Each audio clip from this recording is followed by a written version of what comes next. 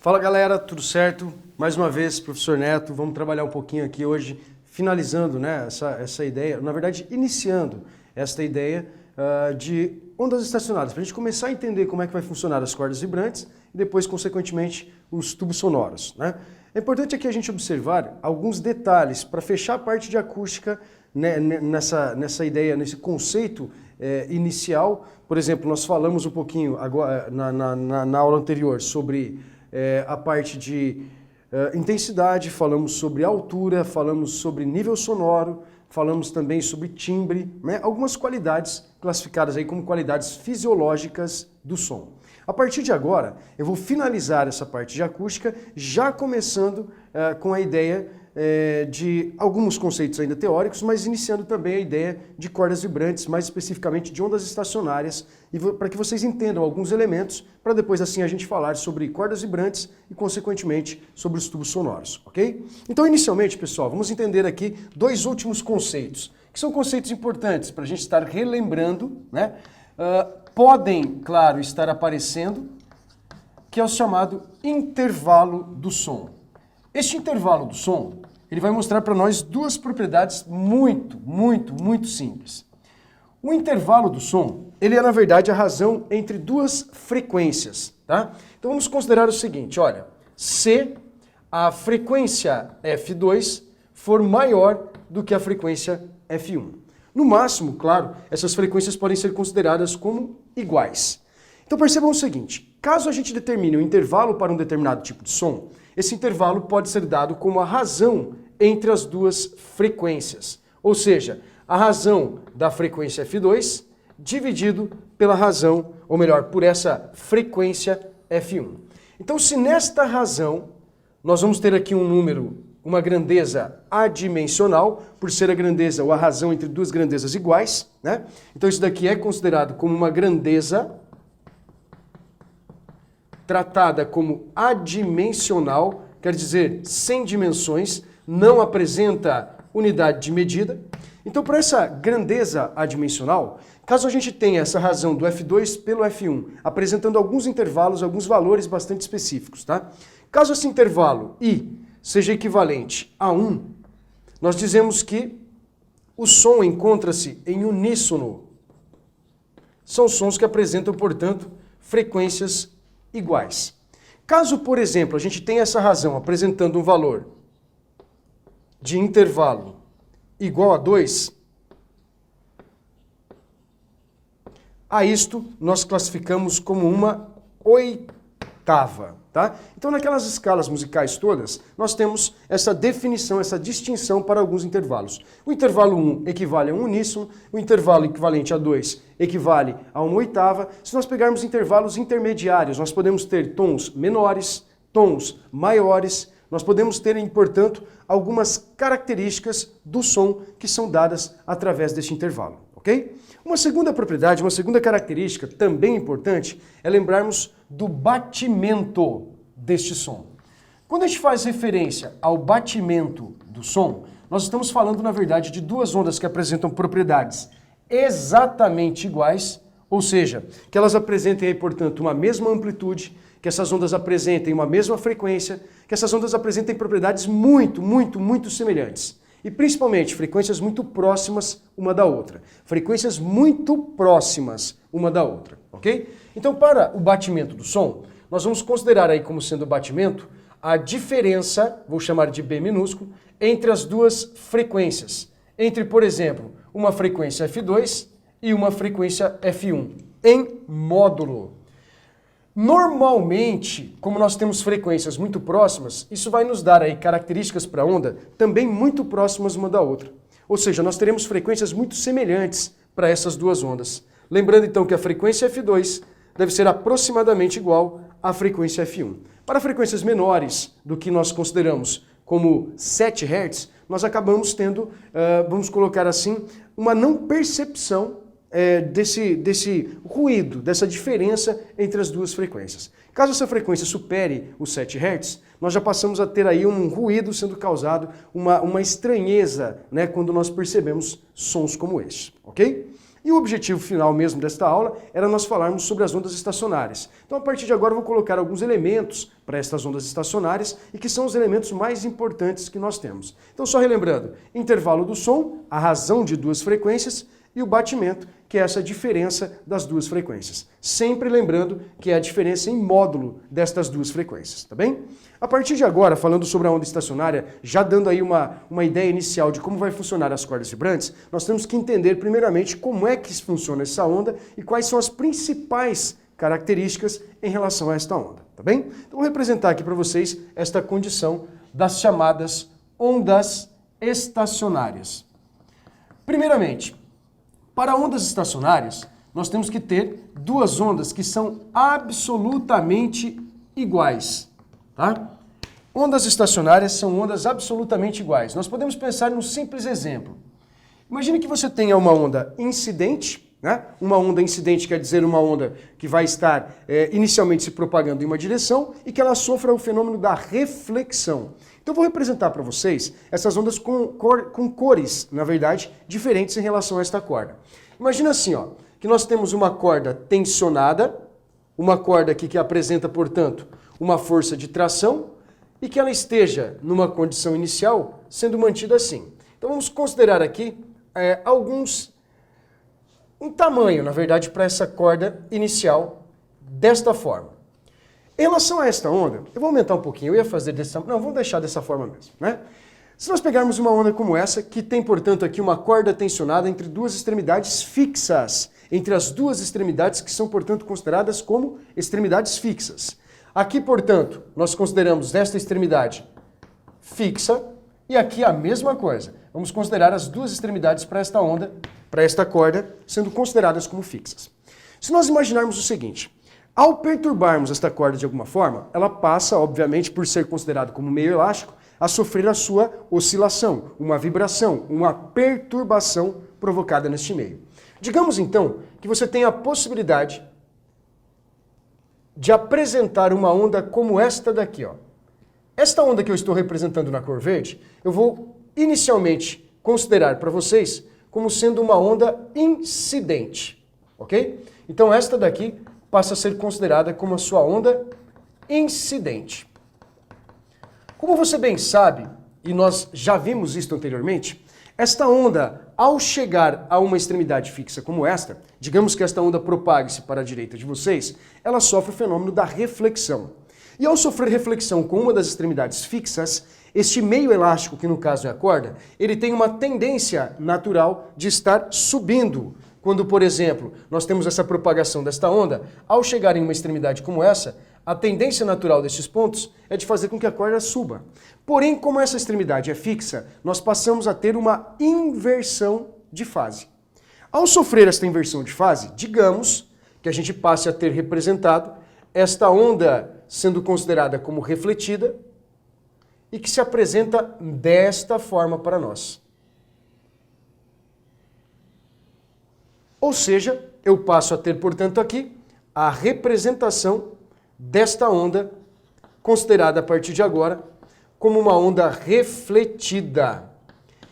E caso essa perturbação não cesse, obviamente, nós passamos a ter esta onda atingindo esse estágio considerado como estágio estacionário para esta onda. Então, se a onda passa a apresentar um estágio estacionário como esse, nós temos que analisar aqui alguns pontos desta onda. Mas notem, nós temos esta sobreposição ou uma superposição de duas ondas que são consideradas como ondas absolutamente iguais, porque elas apresentam a mesma velocidade de propagação na corda, são ondas que apresentam dentro dessa figura uma mesma representação na sua amplitude, temos ainda uma mesma indicação, claro, na sua frequência e, consequentemente, no seu comprimento de onda.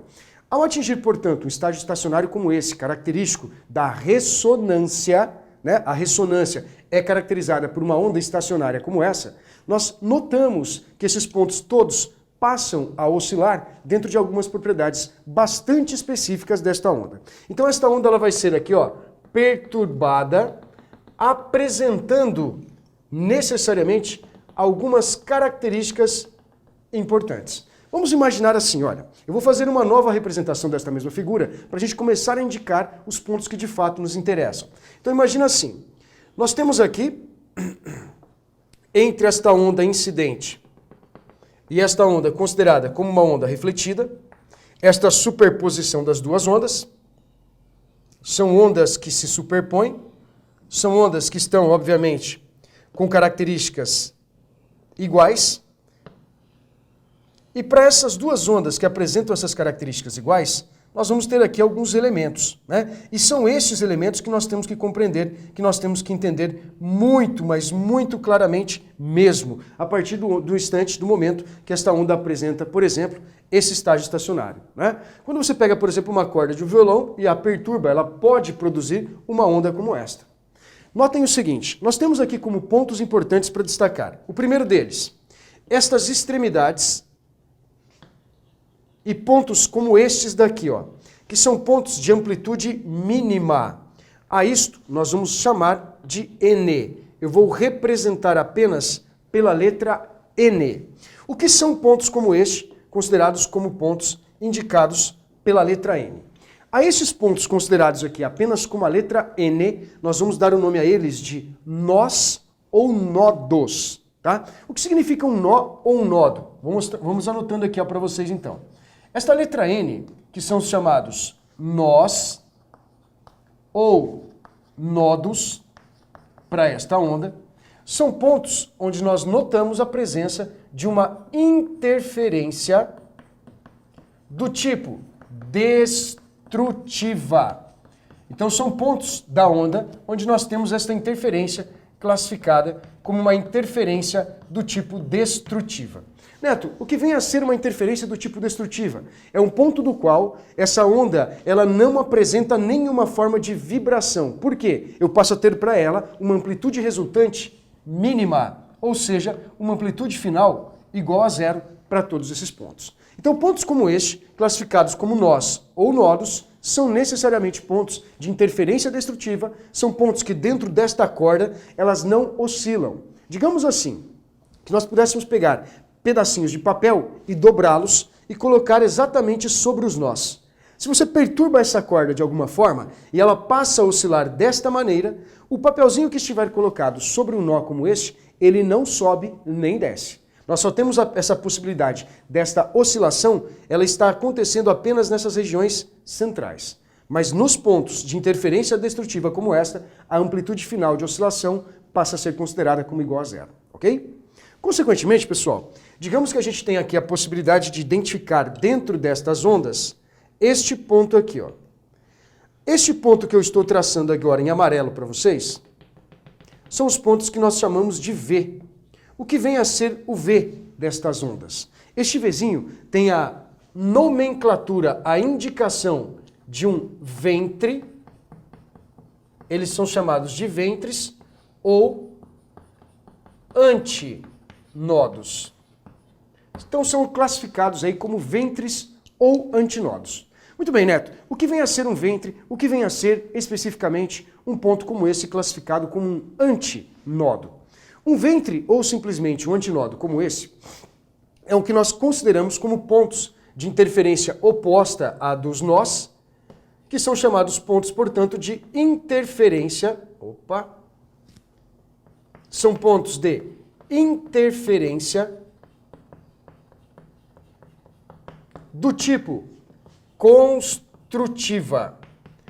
A estes pontos, que nós classificamos como pontos de interferência do tipo construtiva, é necessariamente pontos do qual esta onda passa a apresentar uma amplitude máxima de oscilação, ok? Então nós temos aqui essa classificação dos pontos como nós, que são pontos representados aqui em vermelho, que são pontos de interferência do tipo destrutiva, e temos os ventres, que são pontos de interferência máxima. Tá? Então nós temos dois tipos de interferências acontecendo para essa onda que atinge esse estágio estacionário. Ô Neto, você está me dizendo então que essa onda vai começar a vibrar e ela vai apresentar essa forma? Sim. Eu posso ter nesta forma de vibração a identificação dos harmônicos que serão formados para cordas vibrantes para ondas estacionárias como esta, né? Ou seja, nós temos aqui pontos onde eles passam a ter uma amplitude, uma oscilação máxima ou uma oscilação mínima. Mas o que de fato vai interessar para nós são os pontos que nós definimos dentro de uma onda como essa como sendo chamados fusos. Neto, o que vem a ser um fuso? Uma bolinha como esta daqui, ó. A cada bolinha desta representada, esta bolinha é classificada como um fuso. Esta bolinha é classificada como um fuso. Então vamos entender assim, um fuso passa a ser equivalente à distância entre dois nós consecutivos como isso daqui, ó. Então a esta distância específica, nós damos o nome para ela de fuso desta onda. Ou eu posso ainda considerar como a distância entre dois ventres consecutivos. Isto é mais útil na hora que nós falamos sobre tubos sonoros. Mas eles apresentam também essa distância sendo equivalente a um fuso. E se eu considerar a distância entre um ventre e um nó sucessivo, a esta distância nós vamos chamar de apenas meio fuso para esta representação. Então nós temos aqui um fuso sendo equivalente a uma onda como essa daqui, mas que percebam, ele equivale na verdade a apenas metade do comprimento de onda. Então vamos imaginar aqui, um fuso, imaginar não, vamos representar. Um fuso, ele equivale à distância entre dois nós ou dois ventres consecutivos. Se a distância entre dois nós ou dois ventres consecutivos, a isto nós damos o nome de um fuso, é extremamente importante destacar que um fuso para esta onda, ele sempre corresponde à metade do comprimento de onda. Se um fuso corresponde à metade do comprimento de onda, eu posso dizer que dois fusos correspondem a 2 vezes esta metade do comprimento de onda. E assim sucessivamente. Ou seja, nós podemos garantir que dentro de uma relação como esta, para uma onda estacionária, nós temos o número de fusos para esta onda, sendo equivalente ao número de metades do comprimento de onda. Estes fusos, quando nós estamos falando de cordas vibrantes e tubos sonoros abertos, eles representam para nós exatamente o número de harmônicos em questão.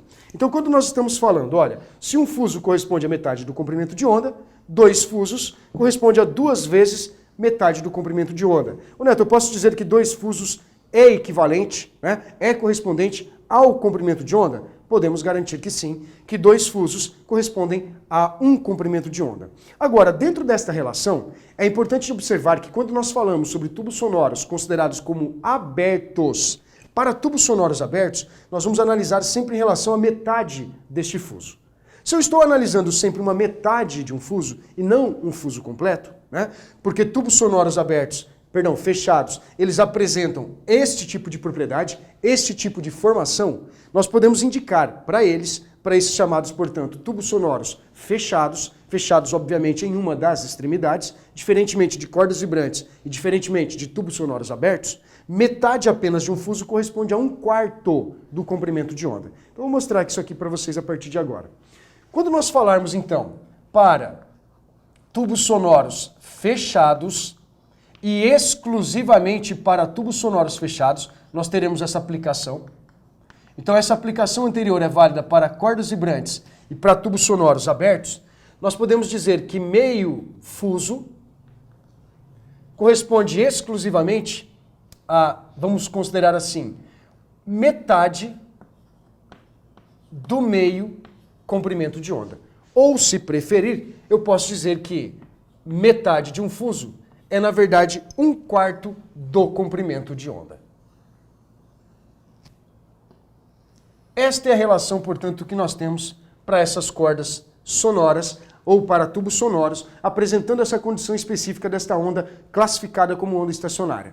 Neto, essa onda estacionária vai ser muito bem aplicada onde? Como eu disse a vocês, ela vai ser muito bem aplicada no fenômeno da ressonância, quando nós passamos a ter uma corda como essa ressonando, uma corda como essa apresentando uma determinada forma de vibração, esta onda passa a apresentar esse estado, onde nós temos alguns pontos classificados como nós, outros pontos classificados como ventres, e, consequentemente, ao ressonar, ela pode emitir algum tipo de som e, consequentemente, podemos fazer com que o ar no interior de alguma região também passe a ressonar dessa forma, emitindo assim algum tipo de som ou alguma forma de som específica, né? Dentro dessas formas de som, nós vamos ver isso agora a partir de cordas vibrantes, né? Quando elas atingem as condições dos chamados harmônicos, né?